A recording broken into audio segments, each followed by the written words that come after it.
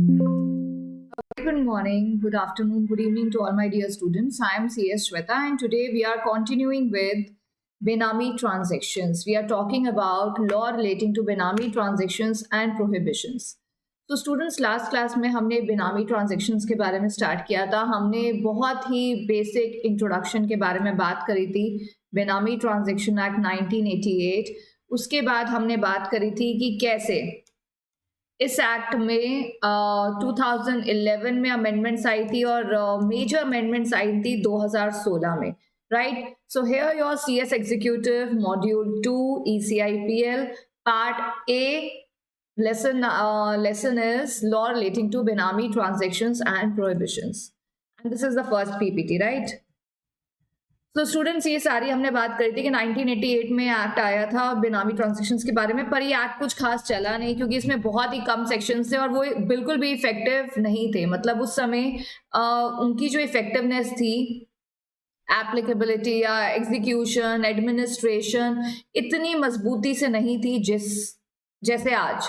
तो 2011 की अमेंडमेंट आई, 2016 की अमेंडमेंट आई, उसके बाद इस एक्ट में एक तरीके से जान आई और आज की डेट में ये बहुत ही इंपॉर्टेंट एक्ट है to curb the process of corruption और मनी लॉन्ड्रिंग और anything that involves black money, right. तो बेनामी ट्रांजेक्शन के बारे में हमने लास्ट क्लास में बात करी that which transactions can be defined as Benami transactions, which property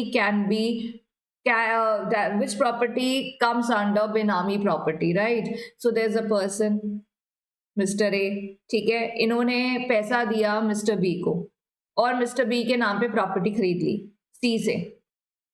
तो जो ये A है ये अपने ही पैसे से दूसरे के नाम पे प्रॉपर्टी खरीद रहा है. ऐसा क्यों? तो हो सकता है ये पैसा ब्लैक मनी है, हो सकता है कि वो एक तरीके से इस ट्रांजेक्शन को, इस पैसे को छुपाने की कोशिश कर रहे हैं, ब्लैक मनी को व्हाइट मनी में कन्वर्ट करने की कोशिश कर रहे हैं, राइट. तो अगर जब आपका पैसे का सोर्स इलिजिटिमेट है, इलीगल है, या पैसा का जो सोर्स है वो ऐसा है जिसको आप डिस्क्लोज नहीं कर रहे हो इनकम टैक्स में या कहीं पे भी, तो ये पैसे का सोर्स जब आप बता ही नहीं पा रहे हो तो ये पैसा एक इंसान क्या करता है, खर्च कर देता है.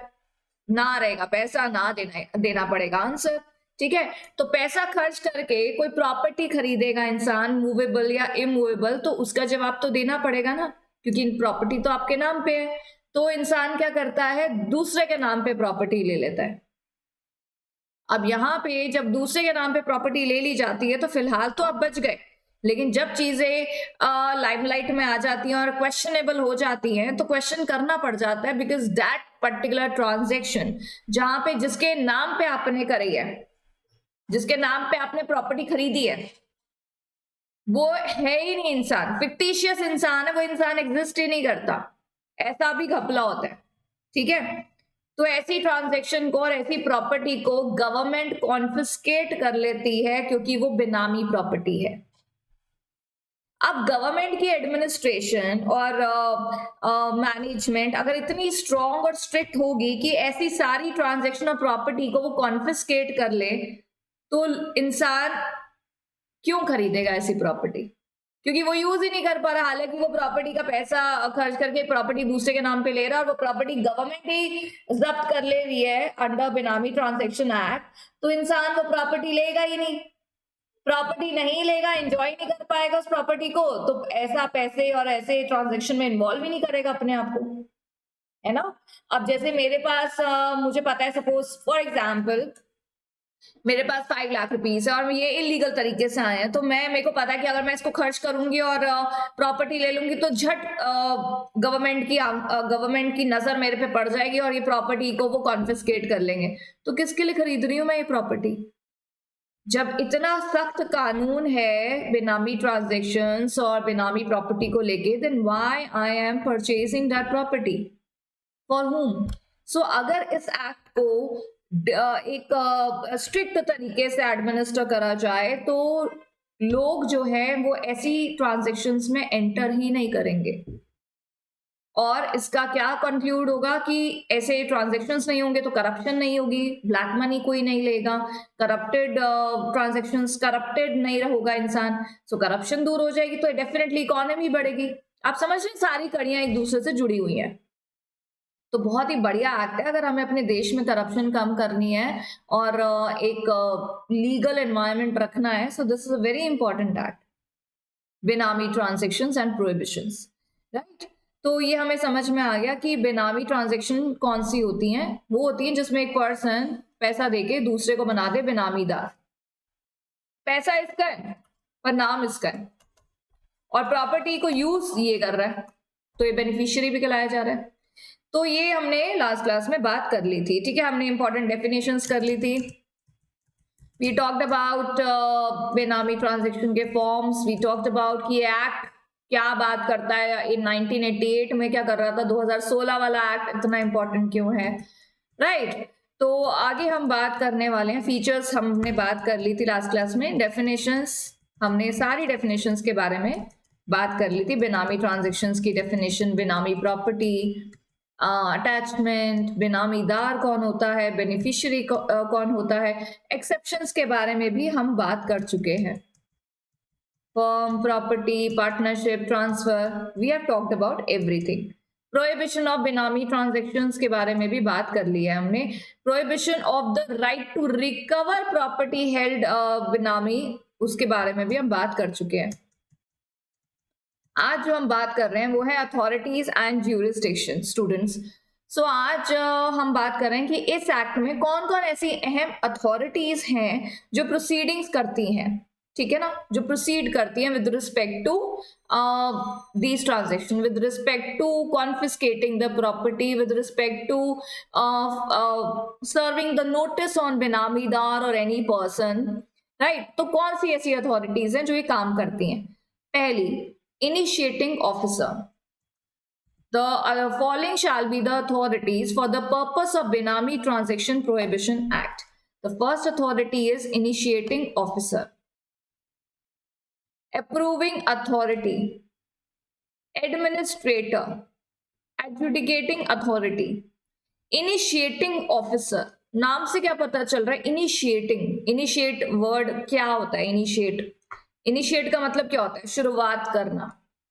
जैसे मैं आपसे, आप मेरे से मिलने और मैं इनिशिएट कर रही हूँ बात करने का, आप तो इनिशिएट ही नहीं कर रहे हो। इनिशिएट मतलब एक पहल भी करना, क्या बोलते हैं आप, एक पहली चीज जो सबसे पहले इंसान करता है जिसकी वजह से वो रेफरेंस आती है, इनिशिएट मतलब उसने स्टार्ट करा। अप्रूविंग, अप्रूविंग से नाम से पता चल रहा है मैम कि ये कुछ अप्रूव करता है कि क्या ये सही में अप्रूवल दे दी जाए या इसको डिक्लाइन कर दिया जाए, तो इस इंसान का काम ये लग रहा है। Administrator is the person who is actually doing the management related matters, who is doing every role which is kind of a management, ठीक है। एडजुडिकेटिंग, एडजुडिकेटिंग अथॉरिटी वो होती है जो पेनलाइज करती है, पेनल्टी कितनी होनी चाहिए, क्या होनी चाहिए, क्या सजा मिलनी चाहिए, वो एडजुडिकेशन के अंडर आता है, ठीक है ना। तो ये चार अथॉरिटीज है हमारी। I for your initiating officer, then we have our approving authority, administrator and then adjudicating authority, ठीक है। याद रहेगा कि अगर तुम्हें कोई बोले बेनामी ट्रांजैक्शन एक्ट क्या होता है और बेनामी ट्रांजैक्शन में कौन कौन सी ऐसी अथॉरिटीज है जो काम करती है, तो सबसे पहले जो स्टार्ट करता है, in fact I tell you, initiating officer जो है ना वो इनकम टैक्स डिपार्टमेंट में ही डिफाइंड है, तो अभी हम आगे पढ़ेंगे। इनिशिएटिंग ऑफिसर है, अप्रूविंग ऑफिसर है, एडमिनिस्ट्रेटर है और adjudicating. The authorities shall exercise all or any of the powers, perform or any of the function conferred or assigned as the case may be.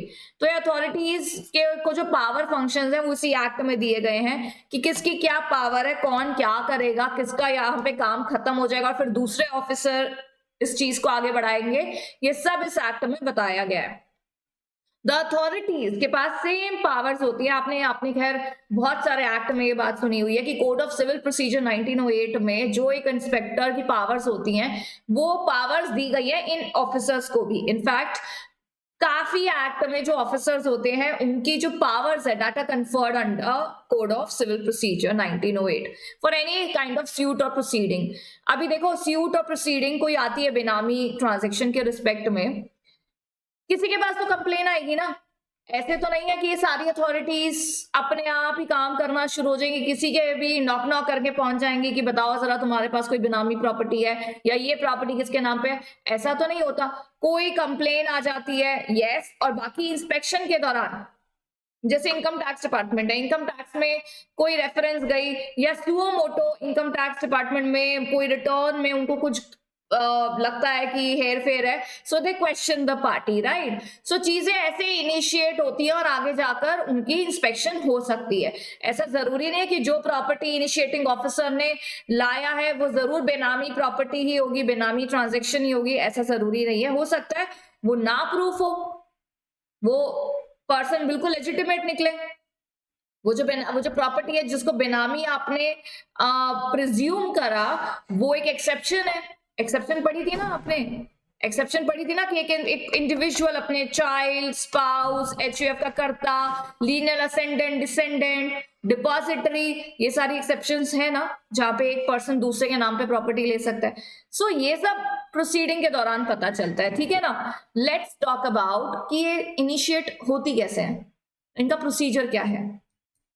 So there are 2 PPTs, ये पहली वाली है और दूसरी वाली में और डिटेल है एडजुडिकेटिंग के बारे में। लेट्स सी, एवरी प्रोसीडिंग, एक एक शब्द पढ़ेंगे हम। Every proceeding shall be deemed to be a judicial proceeding within the meaning of section 193 and 228 of Indian penal code.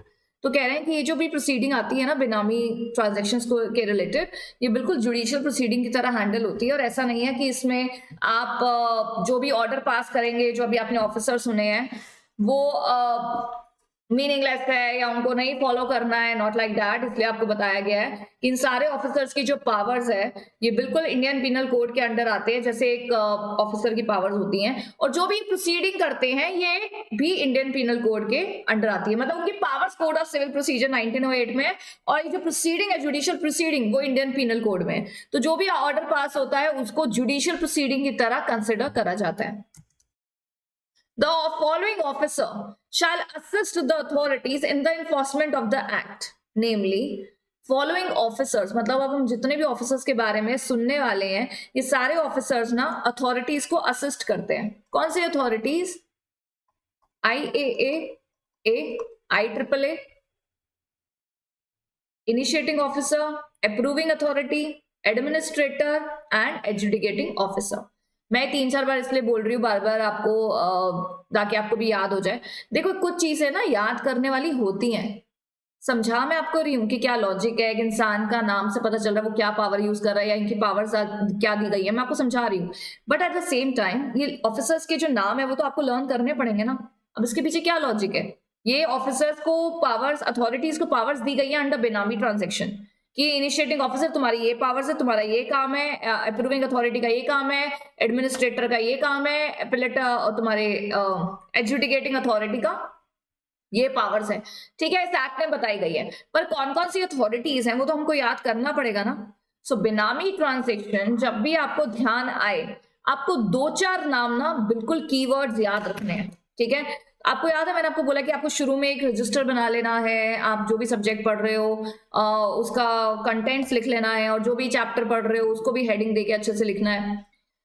Y? Because जो जो कीवर्ड्स आप वहां लिखोगे ना आपको रिविजन में बहुत काम आएंगे। जैसे बेनामी ट्रांजेक्शन सुनते ही अभी कोई राह चलता आपका फ्रेंड बोले यार बेनामी ट्रांजेक्शन के बारे में कुछ सुना है। वैसे तो मैं क्लास के एंड में बताना चाहती थी आपको चैप्टर खत्म होने के बाद, लेकिन आप सुनिए हर एक एक्ट के बारे में ऐसा करिएगा। बेनामी सुनते 1988, 2016 याद आना चाहिए, ठीक है। दूसरा शब्द हमें याद आना चाहिए बेनिफिशियरी, बेनामीदार, ठीक है। हमें याद आनी चाहिए ये 4 authorities, initiating officer, approving authority, administrator, adjudicating authority. अभी क्या है, ये 4-5 शब्द जैसे ही बेनामी ट्रांजैक्शन आप इस चैप्टर के नीचे लिख लोगे अपने रजिस्टर में, ये 5-6 शब्द जो मैंने अभी बोले हैं, आप जैसे ही शब्द पढ़ोगे आपको सब फ्लैशबैक हो जाएगा। जो जो हमने पढ़ा होगा. So it's very important to put a keyword with every act so that when the question will come in exam, you don't have to, you'll not get mug up और आपको याद आ जाएंगी चीजें, है ना. क्योंकि हमारा बड़ा चैलेंज क्या होता है कि हमें याद नहीं आ रही हैं चीजें.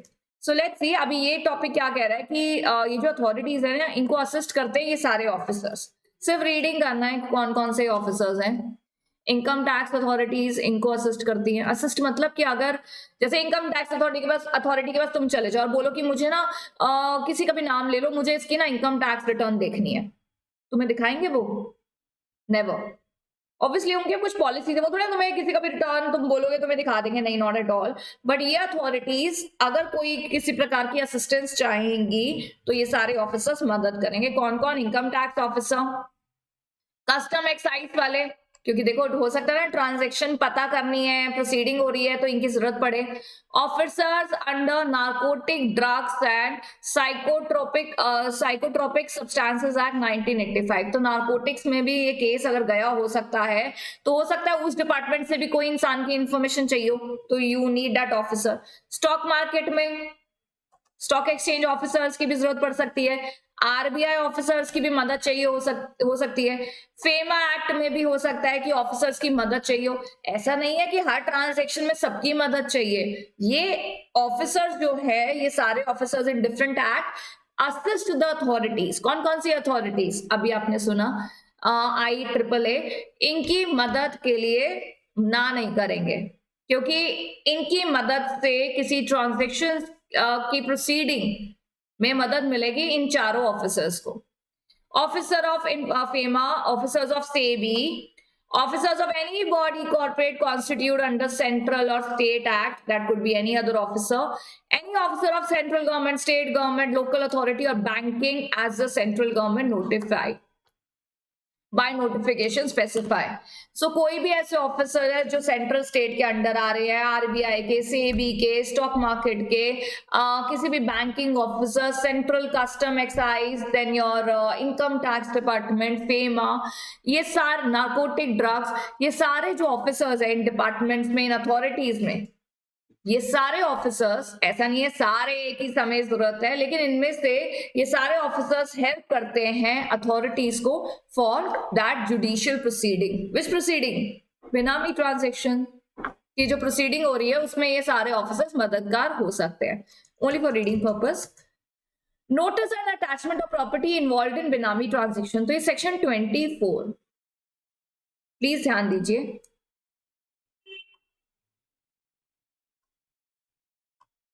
सेक्शन 24, ठीक है. अभी देखिए इस एक्ट में 8 चैप्टर्स हैं, 72 सेक्शंस हैं. हम सारे सेक्शन तो नहीं कर रहे हैं, हम वो सेक्शंस कर रहे हैं जो हमारे स्टडी मॉड्यूल में है, जिसमें से एक सेक्शन नंबर 24 बड़ा ही इंपॉर्टेंट सेक्शन है. ठीक है, हो सकता है इसका आगे भी जिक्र हो, तो प्लीज ध्यान रखना है आपको. अभी तक आपने क्या क्या पढ़ा? देखो अभी क्या है ना, मैं कुछ भी आगे बढ़ती हूँ तो तुम्हें पीछे जरूर लेके जाती हूँ कि अच्छा अभी तक तुमने क्या करा है, तुमने ये पढ़ा है, वो पढ़ा है. Even when I started, I started with one diagrammatic presentation in the beginning कि भाई हमने ये बात करी थी. Why do I do that? Because every time you go back and revise, वो आपके दिमाग में लॉक हो रहा है. ठीक है ना. तो आप जो भी सुन रहे हैं आगे आगे का सब सुनते रहेंगे और पीछे का एक बारी भी नजर नहीं मारेंगे, तो हो सकता है कि आपका वो जो फ्लो है ना वो छूट जाए.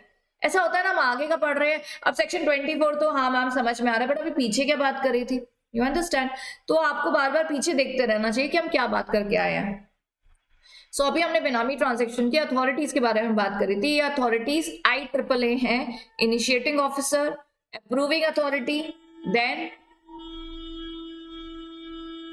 Approving authority, somebody is like horn पे हाथ रख लिया किसी ने.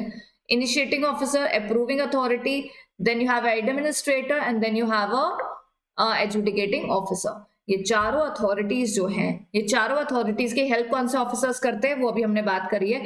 Let's talk about notice and attachment of property involved in benami transaction.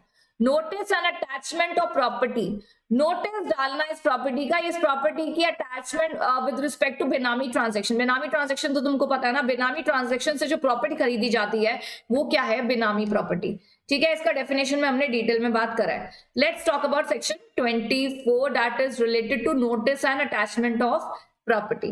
Right. चलिए, so before we start, just a second,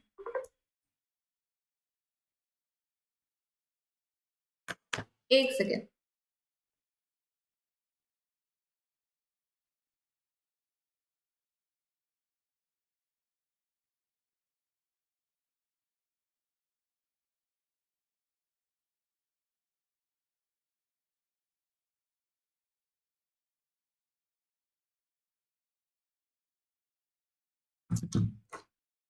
चलिए, section 24 subsection 1 of this section provides that where the initiating officer on the basis of material in his possession, please ध्यान से सुनिए, has a reason to believe that any person is a benami dar in respect of property, he may, देखो सबसे पहले तो मैं आपको बता दूं 24 का सब सेक्शन 1 बोल रहा है कि भाई इनिशिएटिंग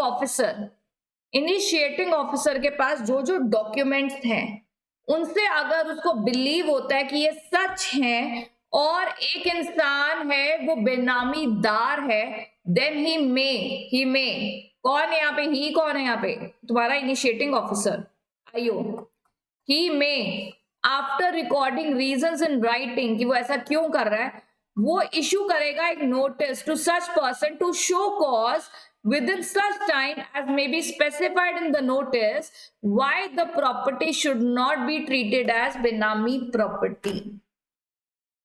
इनिशिएटिंग ऑफिसर, ये तो सबसे पहला ऑफिसर है इनिशिएटिंग ऑफिसर, जो मैंने बताया ना सबसे पहला जो बॉम्ब फटता है वो इनकी तरफ से ही फटता है. इनिशिएटिंग ऑफिसर यही इनिशिएट करते हैं इस प्रोसीडिंग को. तो इनकी इनिशिएशन में इनके पास जो डॉक्यूमेंट्स है या रेफरेंस है या कोई कंप्लेन आई है या इनके पास कोई ऐसा पोजेशन में कोई ऐसा आर्टिकल है जिसमें इनको ऐसा लगे he has a reason to believe that there is something wrong and there is a property which he is feeling that it is a benami property. अभी ये बेनामी प्रॉपर्टी है और आपके नाम पर है और इनिशिएटिंग ऑफिसर को बिल्कुल लगता है कि ये बेनामी प्रॉपर्टी है. अच्छा, बेनामी प्रॉपर्टी कौन कौन सी होती है बताओ? ऐसी प्रॉपर्टी जो मैम ऐसे पैसों से खरीदी गई है जिसमें एक इंडिविजुअली प्रूफ नहीं कर पा रहा कि ये पैसा कहां से आया है. ये पैसा जो आपने प्रॉपर्टी खरीदा है ये अपने नाम पे ना खरीद के दूसरे के नाम पे खरीदा है. वो जो दूसरा इंसान है उसको पता ही नहीं उसके नाम पे प्रॉपर्टी है, ही इज अनअवेयर. याद हमने डेफिनेशन में करा था. तीसरी बात हमने ये करी थी कि जिसके नाम पर है वो इंसान फिक्टिशियस पर्सन है, इंसान एग्जिस्ट ही नहीं करता, राइट. और जिसके नाम पर है और जिसने पैसा दिया है वो भी पर्सन कहीं ट्रेस नहीं हो रहा नॉन ट्रेसेबल है. याद हमने डेफिनेशन में पढ़ा था. तो ऐसी प्रॉपर्टी को बेनामी प्रॉपर्टी ट्रीट कर दिया जाता है. अभी बेनामी प्रॉपर्टी को बेनामी प्रॉपर्टी बोलने से पहले जो बेनामीदार है उसको इनिशिएटिंग ऑफिसर ने क्या भेजा? Notice to benamidar, right. आगे सबसेक्शन 2 बोलता है और subsection 2 of this section provides that a copy of the notice may also be served upon such other person who is a beneficial owner. तो दोनों के पास नोटिस चला गया. सबसेक्शन 1 कह रहा है कि नोटिस जाएगा तुम्हारे बेनामीदार को और सबसेक्शन 2 बोल रहा है कि नोटिस जाएगा बेनिफिशियल ओनर को भी. ठीक है, तो अगर मैं वापस से उस ड्राइंग में चली जाऊं वो जो हमने बेनामी ट्रांजेक्शन वाली करी थी,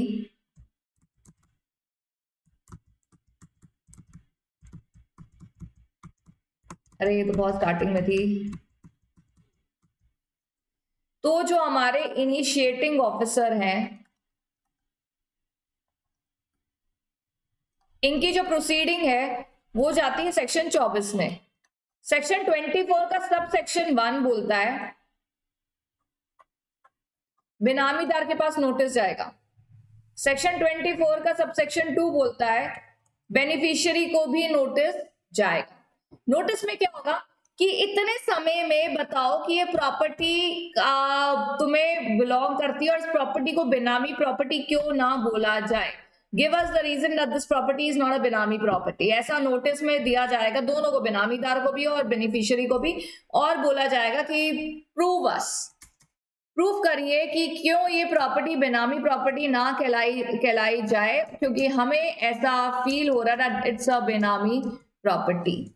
सब सेक्शन 3 कह रहा है of this section, that is 24, provides that where the initiating officer is of the opinion that the person in possession of the property held benami may alienate such property during the period specified in the notice, he may, with the previous approval of approving authority by order in writing, attach provisionally such property in the manner as may be prescribed for a period not exceeding 90 days.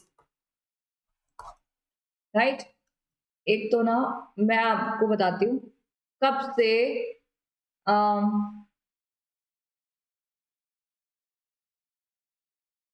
I had to go somewhere, लेकिन उसका decide नहीं हो रहा था कि मुझे जाना नहीं जाना। जैसे ही मैंने तुम्हारी क्लास स्टार्ट करी है ना, तब से ना आई एम गेटिंग मैसेज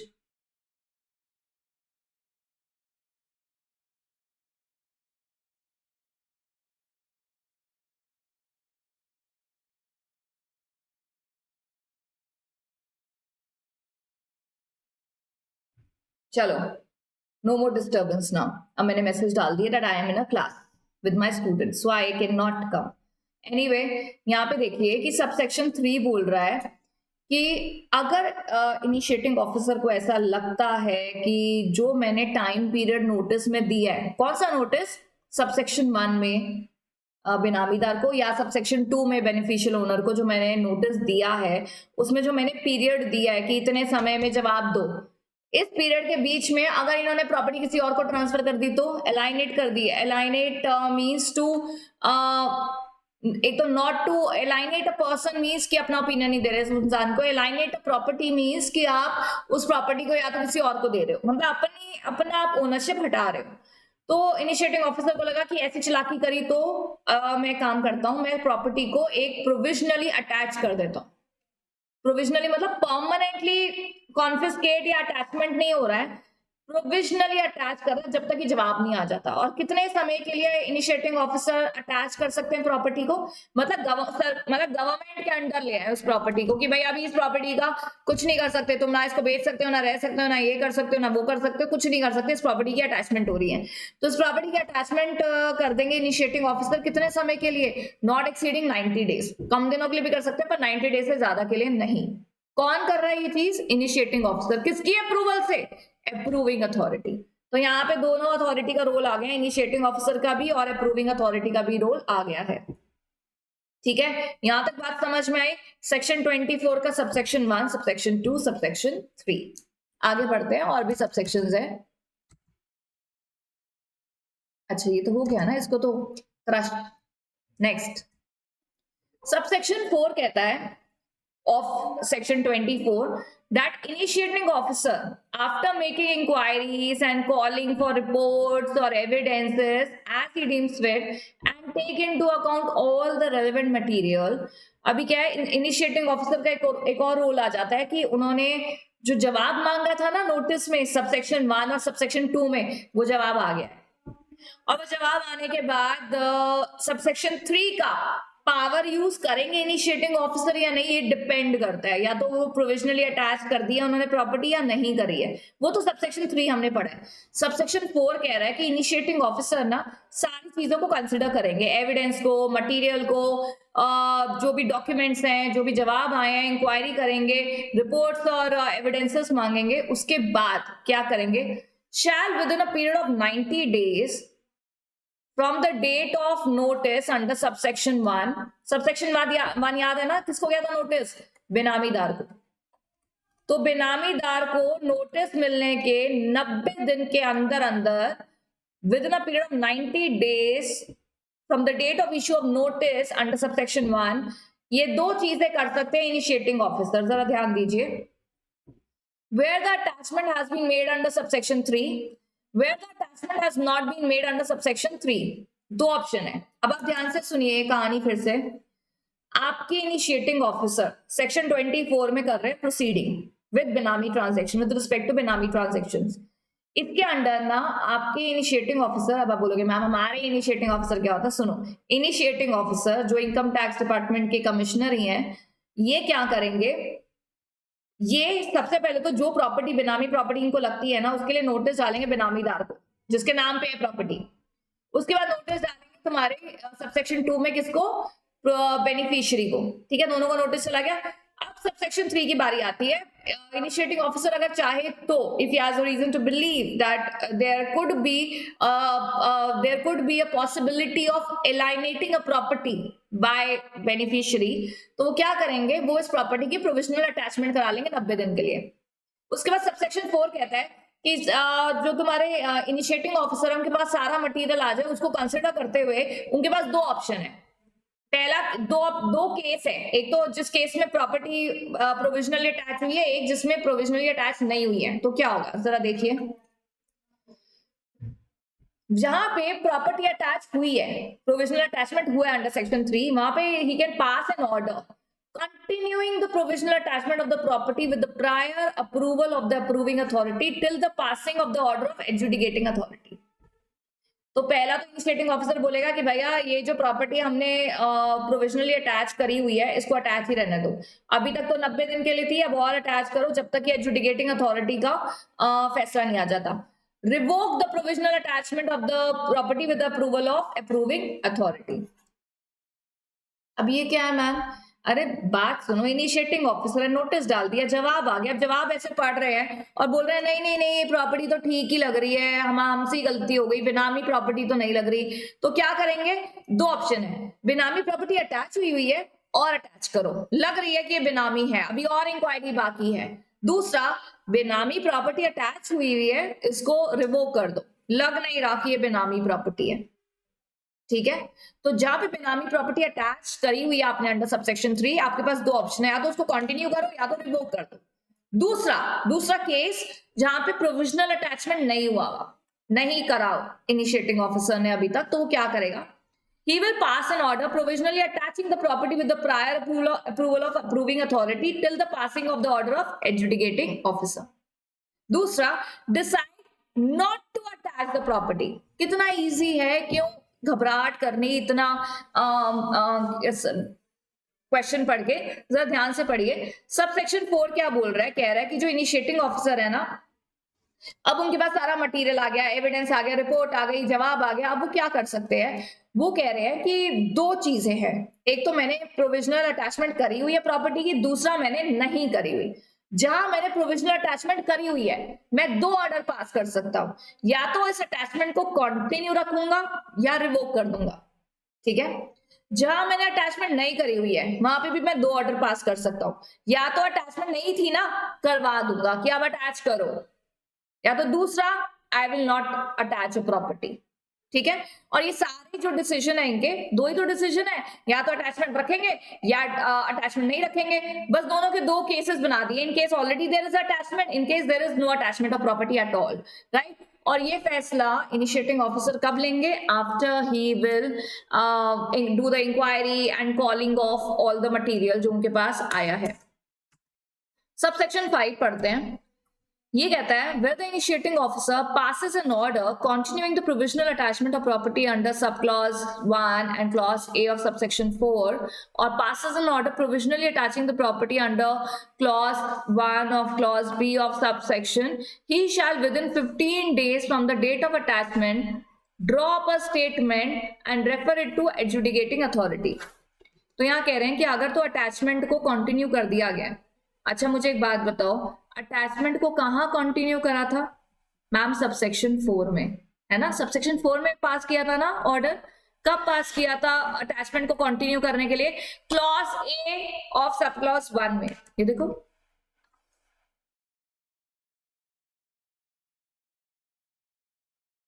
हाँ यहाँ देखो, sub clause 1 of clause A of subsection 4, और कहा ऑर्डर दिया, clause 1 of subclause B, subclause 1 of clause B of subsection 4। तो यहाँ पे तो वही यहाँ पे आपको आगे बोला हुआ है, घबराने की जरूरत नहीं है। अगर आपको ये नहीं याद रहते क्लॉज, अब क्लॉज ये इतना नहीं याद रहता, तो सबसेक्शन 5 बोल रहा है कि अगर इनिशिएटिंग ऑफिसर ने सबसेक्शन 4 के अंडर अगर किसी प्रकार का ऑर्डर पास कर दिया है अटैचमेंट को कंटिन्यू रखने के लिए, अटैच प्रॉपर्टी को फ्रेशली अटैच करने का ऑर्डर पास कर दिया है, तो 15 दिन के अंदर अंदर एडजुडिकेटिंग ऑफिसर को भेजिए कि हमने एक प्रॉपर्टी अटैच कर लिया, अब आप एडजुडिकेट करिए, दाल में कुछ काला है। It may be noted that the initiating officer means assistant commissioner और a deputy commissioner as defined under clause 9A and 19A respectively of income tax act. ये मैंने अभी आपको बताया था कि इनिशिएटिंग ऑफिसर और कोई नहीं, इनकम टैक्स डिपार्टमेंट की असिस्टेंट कमिश्नर और डिप्यूटी कमिश्नर है, तो ये इनिशिएट करते हैं। मतलब सबसे पहले इन्हीं को शक होता है कि हाँ दिस ट्रांजेक्शन और दिस प्रॉपर्टी इज अ बेनामी ट्रांजेक्शन और बेनामी property, right. Manner of service of notice, चलो ये करने से पहले एक छोटी सी चीज करते हैं।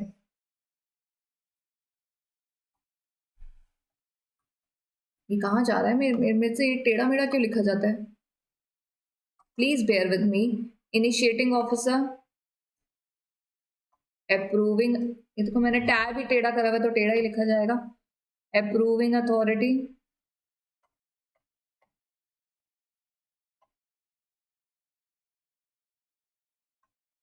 Administrator, adjudicating officer. देखो ये ठीक से नहीं समझ में आएगा तो फिर आगे कैसे समझ में आएगा, ठीक है। ये चारों तुम्हारे ऑफिसर हैं, ठीक है। ये सारे जो ऑफिसर हैं, ये सारे जो ऑफिसर्स हैं, ये हैं अंडर बेनामी एक्ट, ट्रांजेक्शन बेनामी एक्ट, है ना। ये सारे officers are under benami, these are authorities, right, under benami act. Initiating officer, approving authority, administrator and adjudicating officer. शुरुआत होती है इनसे, प्रोसीडिंग की शुरुआत होती है सेक्शन 24 से। सेक्शन 24 के भाई 5 सब क्लॉज है और सब सेक्शन है, sorry, subsection 1, subsection 2, subsection 3, subsection 4 and subsection 5। Subsection 1 कहता है कि इनिशिएटिंग ऑफिसर तुम नोटिस डालो, ठीक है। आइयो मैंने एक गलत कर दिया, सिंगली नोटिस डालो, नोटिस टू हु, बेनामीदार।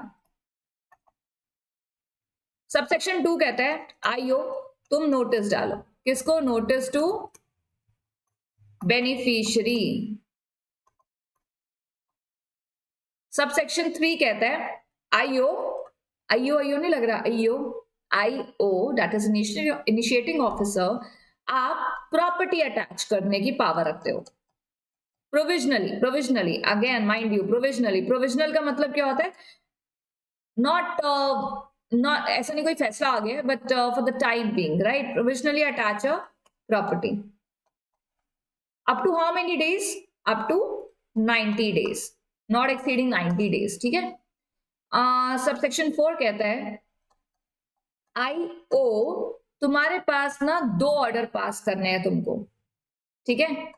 या तो ये जो सबसेक्शन 3 में प्रॉपर्टी है, 2 केस है तुम्हारे पास, property attached, property not attached, ये 2 केस है ना।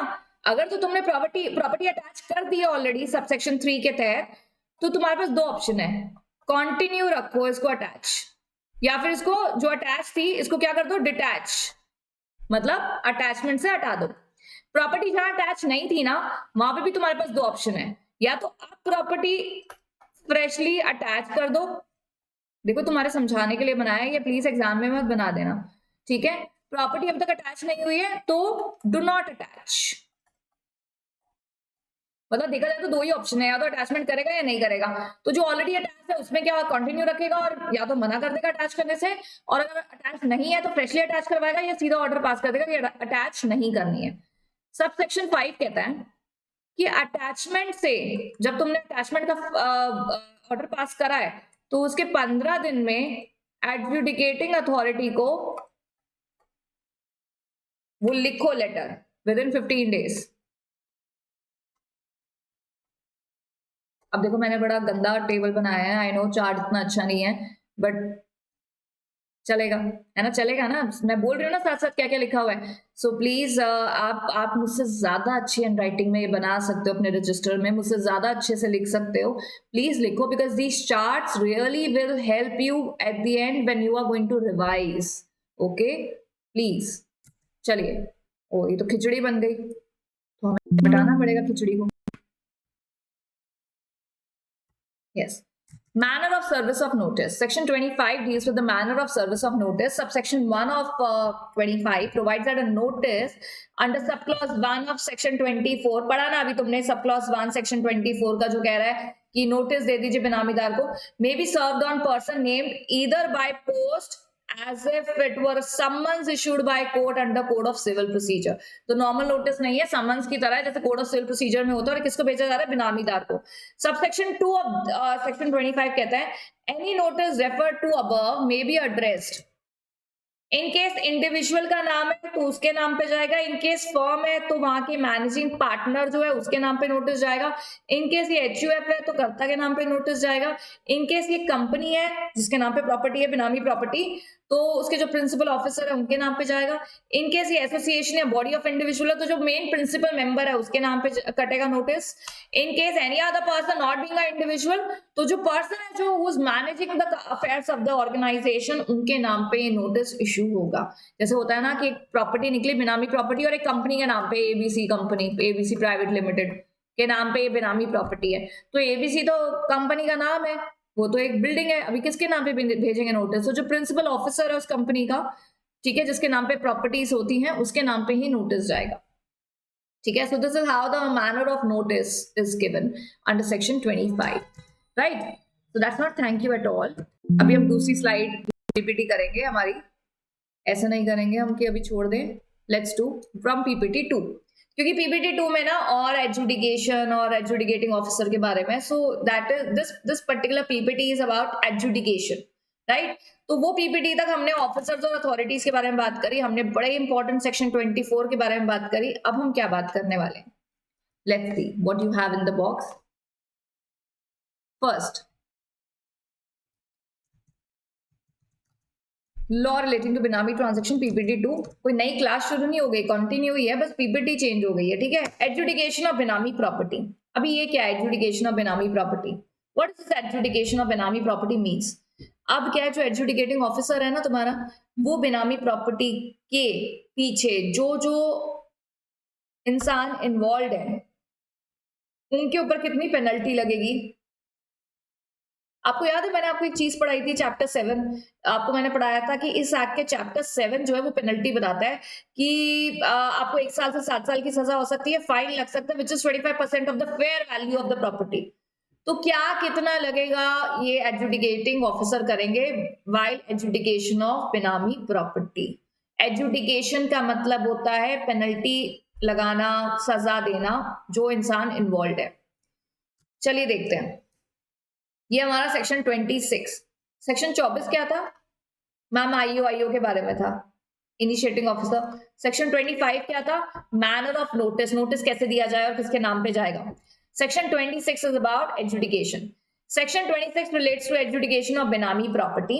उसका subsection 1 कहता है provides that on receipt of reference under subsection 5 of section 24, हमने पढ़ा है subsection 5 of section 24, yes, 24 का सबसेक्शन 5 बोलता है कि इनिशिएटिंग ऑफिसर जब भी कोई प्रॉपर्टी अटैच कर देते हैं बेनामी प्रॉपर्टी तो 15 दिन में इसकी रेफरेंस भेजेंगे एडजुडिकेटिंग ऑफिसर को।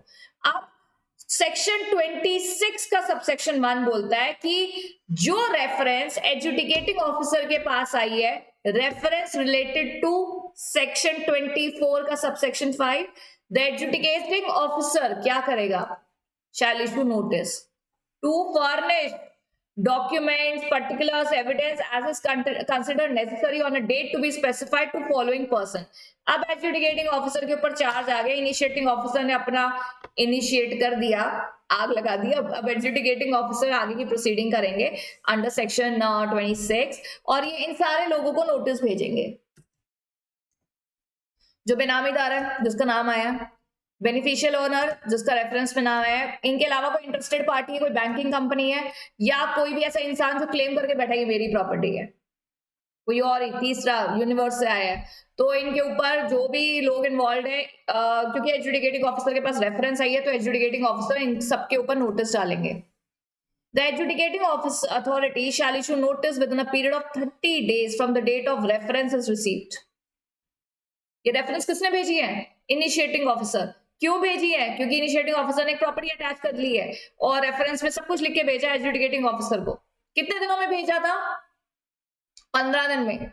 मतलब जब उसने प्रॉपर्टी अटैच करी थी इनिशिएटिंग ऑफिसर ने, तो 15 दिन में एडजुडिकेटिंग ऑफिसर को भेज दिया था कि now the ball is in your court, you have to do the further proceeding. So adjudicating authority सबसे पहला काम क्या करेंगे? नोटिस। सब सेक्शन 1 तो ये बोल रहे नोटिस भेजेंगे। किस किस को? ये देखो इनको, ये सारी संस्थाओं को, सारे लोगों को नोटिस भेजा जाएगा। ठीक है। Further the notice shall provide a period of time not less than 30 days to the person to whom the notice is issued to furnish the information that is asked. Adjudicating officer notice डाल देगा और बोलेगा चलो भैया ये सारी information दो जो जो तुम्हें पूछी गई है। कितने दिनों में? 30 days में। Subsection 2 of section 26 provides that where the property is held jointly by more than one person, the adjudicating authority, subsection 2 of this section provides that where the property is held jointly by more than one person, the adjudicating officer shall make endeavors to serve notice to all the person. मतलब property बेनामीदार एक नहीं है, अनेक है, मोर than one. एक अनेक याद है, हम हिंदी में पढ़ते थे, सिंगुलर प्लूरल, एक अनेक। कितना कितना टफ और बेहुदा टाइम था वो, आई स्वेयर। मतलब स्कूल में भी ना next level, I swear, school में भी नेक्स्ट लेवल टॉर्चर था। एक अनेक, एक आम, अनेक आम, एक ऑरेंज, ऑरेंज तो इंग्लिश हो गया। मतलब बड़ा टफ था यार, स्कूल को पास करना भी ना एक नेक्स्ट लेवल टफनेस है, टफ टास्क है, आई स्वेयर। बट सबसे जॉयस वाला टाइम भी स्कूल टाइम ही होता है ना, wherein you're going to school. I don't even remember now कैसे काट लिया वो टाइम।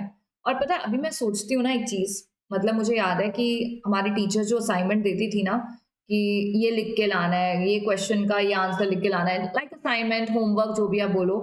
तो मुझे याद है मैं अगले दिन स्कूल जाके ना अपनी फ्रेंड को बोलती थी यार आंसर दिखाइए, और ना ऐसे ऐसे लिखती थी। मुझे लगता था मुझसे इतना सा काम भी नहीं होता था। मतलब आज देखो हम कितना काम करते हैं। I teach you, I am making PPTs for you, I am teaching, I am doing so much work, I have become a multi task. And school में एक एक टुच्चा सा असाइनमेंट लिखने के लिए हम अगले दिन लिखते थे। मतलब इतने गधे थे। मतलब मुझे सीरियसली याद आ रहा है कि मुझे अच्छे से ये बात तो मुझे याद है। मुझे ये नहीं याद कि कौन से सब्जेक्ट का असाइनमेंट लिखती थी, पर मुझे याद है मैं होमवर्क अगले दिन कर रही होती थी, टीचर पढ़ा रही है और नीचे ना एक एक लाइन अपनी फ्रेंड का ऐसा कॉपी करके। क्यों? इतना सा काम भी नहीं हुआ अपने से क्या फिर? इसलिए ना स्कूल टाइम बहुत अच्छा होता है, इतने छोटे छोटे काम होते हैं, बस दो तीन सा होमवर्क मिलता है, then you have a PT period, then this that, such a fun, I swear, है ना। और अब देखो प्रेशर, तुम्हें देखो कितना प्रेशर है, सीएस बनना है, सीएस बनना है, मुझे देखो कितना प्रेशर है, कमाना है, कितना प्रेशर है। इससे अच्छा तो हम स्कूल में थे, स्कूल में तो हमारे पास कोई प्रेशर ही नहीं था, एक असाइनमेंट करना है बस, वो भी हम कॉपी कर लेते थे। सच अ फन, है ना। विंटर्स का तो मुझे याद है, विंटर्स का पता मैं क्या करती थी, I tell you my thing, my secret of winters, जो आज तक शायद मैंने किसी को नहीं बोला। I use to wear my uniform, बस वो स्कूल का कोट नहीं पहनती थी, वही पहन के मैं रात को सोती थी। मैं इतनी आलसी हूँ, मतलब विंटर्स में तो खैर मैं आज भी आलसी हूँ, स्कूल टाइम में सोचो मैं कितनी आलसी थी। तो मैं यूनिफॉर्म पहन के सोती थी, बस ऑब्वियसली शूज नहीं पहनती थी, सॉक्स भी पहन के सोती थी। सुबह उठे, मुंह धोया, कोट पहना, शूज पहने, देख रहे हो। ऐसे ही कर सकते हैं। अभी देखो सुबह 7:30 बजे तो नहीं नहा सकते, मैं तो नहीं नहा सकती, मैं तो नहीं नहा सकती सुबह सुबह, टॉर्चर होके नहा के जाओ, मैं तो नहीं नहाती थी ना। नॉट ऑब्वियसली स्कूल से आके आप फ्रेश हो जाते हो, बट सुबह सुबह तो नहीं। और मैं इतनी आलसी थी कि मैं यूनिफॉर्म भी पहन के सोती थी, सोच रहे हो तुम। मतलब I hate winters. Property is held jointly by more than one person, तो एजुडिकेटिंग ऑफिसर को बोल रहा है सेक्शन 2 ऑफ सेक्शन 26 कि एजुडिकेटिंग ऑफिसर बेनामीदार एक से ज्यादा है या एक से ज्यादा पर्सन के नाम पे प्रॉपर्टी है, तो नोटिस भी एक से ज्यादा पर्सन को भेजोगे। लेकिन लॉ साथ में एक और बात बोल रहा है, अगर नोटिस तीन लोगों के नाम पे प्रॉपर्टी, अगर नोटिस दो को गया एक को नहीं गया तो उससे तुम नोटिस को इनवैलिड नहीं बोल सकते। You shall not make the service of notice shall not be invalid on the ground कि नोटिस सबको नहीं गया। सबसेक्शन 3 कह रहा है सेक्शन 26 का, adjudicating officer shall after considering the reply if any, अगर रिप्लाई आया है तो to the notice issued under subsection 1, making or causing to be made such inquiries and calling the report or evidence as it deems fit and taking into account all the relevant material, provide an opportunity of being heard to the person specified as a benamidar, the initiating officer and any other person who claims to be the owner of such property. Right? तो यहाँ पे कह रहे हैं कि जो भी इंसान, मतलब एडजुडिकेटिंग ऑफिसर ने पहले तो नोटिस डाल दिया ये सारे लोगों को जो तुमने अभी पीछे पढ़े थे, उसके बाद बोल रहे हैं कि एडजुडिकेटिंग ऑफिसर नोटिस सबको डालना, ठीक है, ऐसा नहीं कि एक आधा को छोड़ दो, पर अगर आप नहीं भी करोगे तब भी नोटिस इनवैलिड नहीं होगा। सबसेक्शन 3 बोल रहा है कि आप एडजुडिकेटिंग ऑफिसर नोटिस का रिप्लाई आया या नहीं आया, या कुछ का रिप्लाई आया, कुछ इंडिविजुअल्स का कुछ का नहीं आया, तो एजुडिकेटिंग ऑफिसर फिर भी बेनामीदार को एक रीजनेबल अपॉर्चुनिटी देगा, जैसे इनिशिएटिंग ऑफिसर ने दी थी, ऑफ हर्ड कि आप क्या बोलना चाहते हो। Adjudicating officer shall pass an order, क्या ऑर्डर पास करेगा, holding the property not to be benami property and revoking the attachment, या तो कहेगा नहीं नहीं नहीं सर गलती हो गई, गलती से अटैच कर दी प्रॉपर्टी, सॉरी, या फिर holding the property to be benami property and confirming the attachment. अच्छा, अभी अटैचमेंट करी किसने हुई थी, इनिशिएटिंग ऑफिसर ने। ये देखो अभी एजुडिकेटिंग ऑफिसर के पास जब प्रोसीडिंग आई तो एजुडिकेटिंग ऑफिसर ने नोटिस भेजा, सारे रेलेवेंट मटेरियल एविडेंसेस देखे, उसके बाद दो में से कोई एक फैसला ही लेंगे, या तो कहेंगे हाँ हाँ प्रॉपर्टी अटैच ही रखो, बेनामी प्रॉपर्टी है ये, और नहीं नहीं प्रॉपर्टी को अटैच मत करो। सबसेक्शन 4 बोल रहा है where the adjudicating authority is satisfied that some part of the property in respect of which reference has been made to him is benami property but is not able to specifically identify such part, he shall record a finding to the best of his judgment as to which part is or property is held benami। आप समझ रहे हो, देखो ऐसा भी हो सकता है कि एक जो प्रॉपर्टी है उसके कुछ हिस्से हैं, तो ऐसा हो सकता है कि कुछ पार्ट तो पर्सन का लेजिटिमेट है, कुछ बेनामी है, तो अगर ऐसा कोई केस है तो एजुडिकेटिंग ऑफिसर रिपोर्ट में क्लियरली अपने डिफाइन करेंगे कि कौन सा पार्ट इज कंसिडर्ड एज बेनामी। ठीक है, अभी ना एक काम करते हैं हम, मुझे ना एक वर्ड फाइल ओपन करनी थी,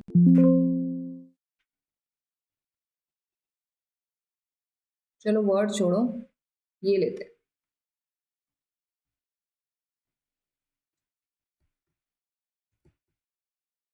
हाँ, यहाँ पे हम कर रहे हैं सेक्शन 26, ये रिलेटेड है एजुडिकेटिंग ऑफिसर से।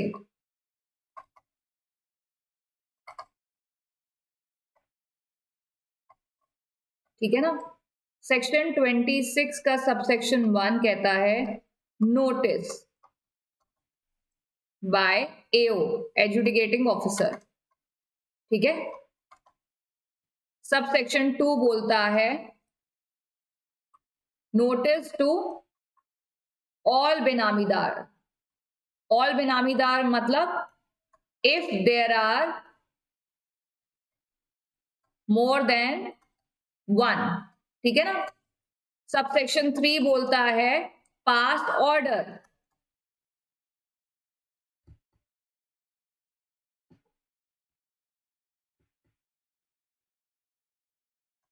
सबसेक्शन 4 बोलता है, अब आप यहां पे देखेंगे,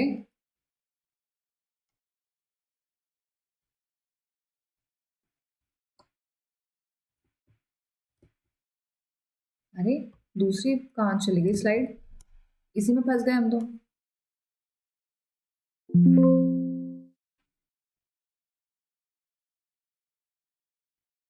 लो ये स्लाइड ही बंद हो गई, छोड़ो, नेक्स्ट टाइम ना मैं ऐसे ही पढ़ लेते हैं, नेक्स्ट टाइम मैं वर्ड फाइल में ना अपने हैंड रिटन बना के लाऊंगी। चलो सबसेक्शन 2 में है कि मोर देन 1 को करो, सबसेक्शन 3 में ऑर्डर पास करो, यहां तक तो मैंने लिख लिया था। सबसेक्शन 4 में कह रहा है कि अगर कुछ पार्ट ऐसा है जो बेनामी तो उस पार्ट को बेनामी बोलो, सारे पार्ट को नहीं। सबसेक्शन 5 कह रहा है where in the course of proceeding before it, adjudicating authority has a reason to believe that a property other than the property referred by initiating officer is benami property, it shall provisionally attach the property and the property shall be deemed to be referred on the date of receipt of reference under subsection 5 of section 24. समझ रहे हैं आप क्या बोला है यहाँ पे? यहाँ कह रहा है एडजुडिकेटिंग ऑफिसर के पास जब प्रोसीडिंग आया ना, तो एडजुडिकेटिंग ऑफिसर तो वो वाली प्रॉपर्टी को देख रहे थे जो प्रॉपर्टी इनिशिएटिंग ऑफिसर ने उनको भेजी थी, है ना। पर क्या हुआ, प्रोसीडिंग के दौरान एक और प्रॉपर्टी ऐसी निकल आई जो बेनामी प्रॉपर्टी लग रही है, तो एडजुडिकेटिंग ऑफिसर ने उसको अपने एंड से अटैच कर दिया। अटैच मतलब कि भाई साइड करो, अब एक और प्रॉपर्टी निकल आई है जो लग रही है बेनामी प्रॉपर्टी। अभी किसने निकाली? एडजुडिकेटिंग अथॉरिटी ने।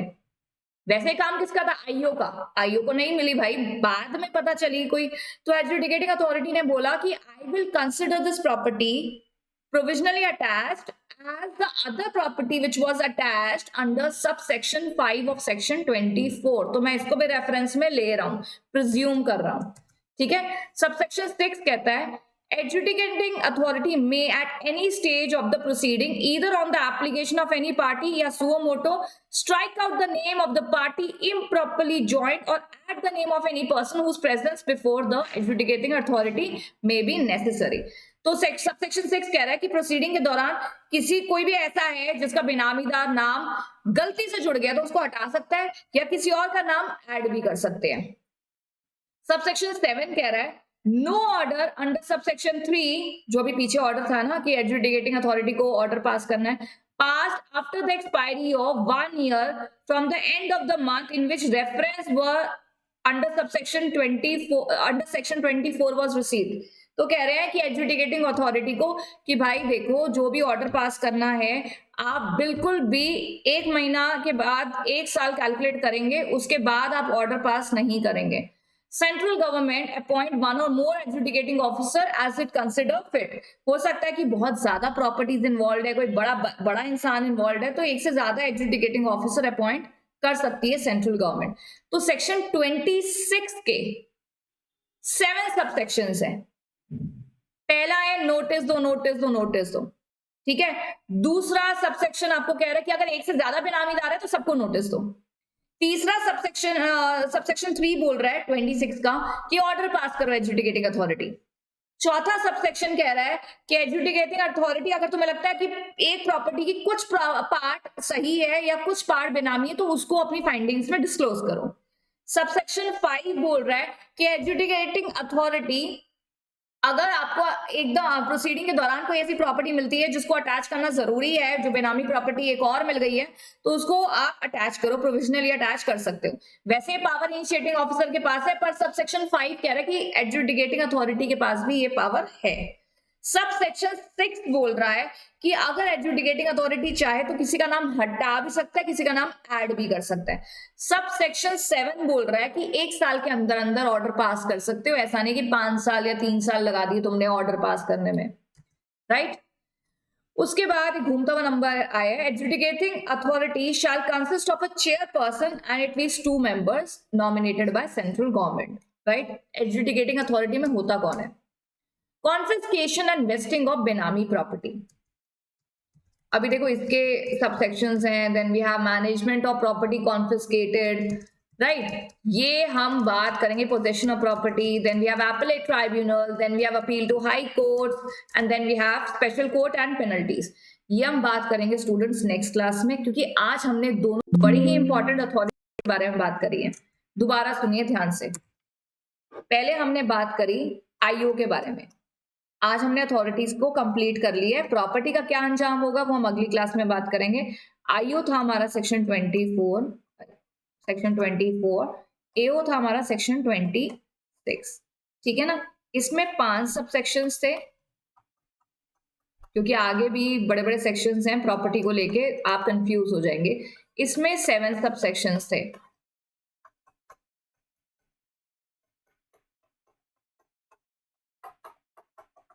ठीक है। प्लीज इसको आज आप रिवाइज करिए, क्योंकि आपको इससे क्वेश्चन एग्जाम में आ सकता है। आपको बिल्कुल नहीं पूछेगा बेनामी प्रॉपर्टी क्या होता है डिफाइन करो, बेनामी ट्रांजेक्शन क्या होता है डिफाइन करो, नॉट लाइक दैट। आपसे यही क्वेश्चन पूछे जा सकते हैं। कौन कौन सी अथॉरिटीज है, इन अथॉरिटीज की प्रोसीडिंग कैसे होती है अंडर सेक्शन 24। सेक्शन 25 क्या करा था हमने, मैनर ऑफ नोटिस, ठीक है ना। सेक्शन 26 में एडजुडिकेटिंग ऑफिसर की क्या प्रोसीडिंग होती है। प्लीज हर एक सबसेक्शन को मैंने हाईलाइट करा है, जो भी इंपॉर्टेंट उसके जो भी सबसेक्शन बात कर रहा है, पर आप इस हर एक सबसेक्शन में एक एक कीवर्ड उठा लीजिए, ठीक है। हम कोशिश करेंगे कि नेक्स्ट क्लास में जब हम ये प्रॉपर्टी वाले सेक्शंस कवर कर लेंगे, penalties, property confiscation and all, उसके बाद हम ये सब कुछ रिवाइज करेंगे विद द चार्ट, ठीक है। तो मैं वर्ड फाइल ओपन करके चार्ट बना के ले आऊंगी, या उस टाइम बना लूंगी ताकि हमारा टाइम वेस्ट ना हो। ऐसे चार्ट्स बना लेंगे जो आप आराम से कॉपी कर सके और आपको बेनामी ट्रांजैक्शंस की सारी बातें याद रहें, right students. So I see you in the next class, and next class में we will be completing our chapter Benami Transaction Act. And students, please revise today's class. Today's class was very, very important, right? See you in the next class, everyone. Thank you so much.